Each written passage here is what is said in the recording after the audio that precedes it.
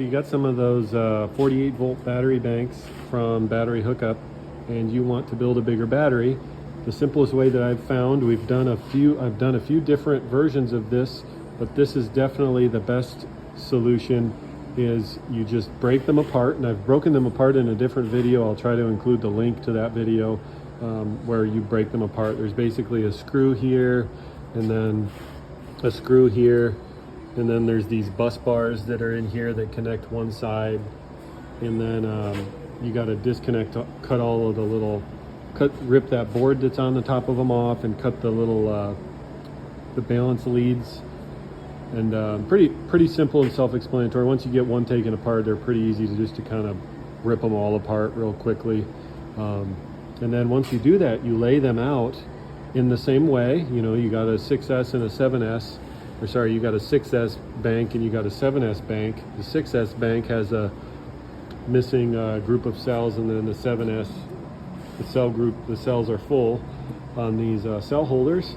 But then basically what you do, you can see version 1, we just did some solder and tried some spot welding, and kind of was hit and miss, but as we busted it apart and we're working on it again, I found a much simpler way, and you can just slide the nickel strip right in those tabs, and you slide them all the way down, and then you just take a decent spot welder. Don't use a cheap spot welder. Just if you're going to be doing this on a bigger scale with a big cluster of batteries, just get yourself a good spot welder, not one of those little the little 50, 60, 70, or even $100 ones. Just spend a couple $100 and get a good one.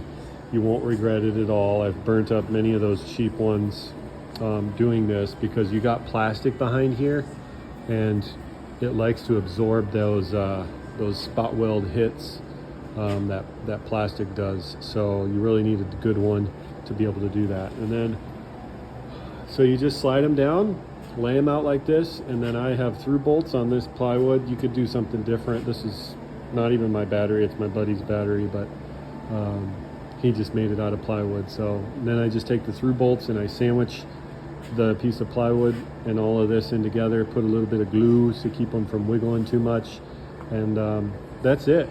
From there, you just what I do recommend is you pull off of the middle of the battery with your battery connectors, and so hook your battery ends up to the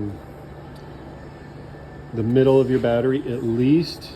What I would also recommend is use the same length wire and pull off of the ends too with the same length wire. You want to make the wire that comes off of this one the same length as this one and this one, even though they're going to the same spot.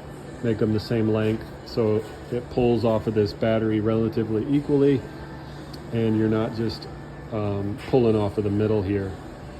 It distributes it a little bit better, instead of pulling all the current down these nickel strips from both ways.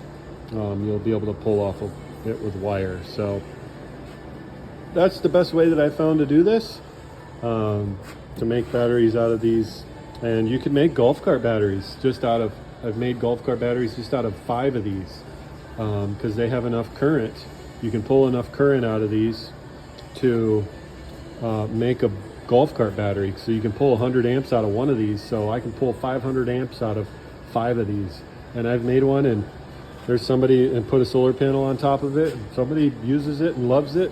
And it's not a real long range one, but the solar panel keeps it charged all day long, just using it around the ranch.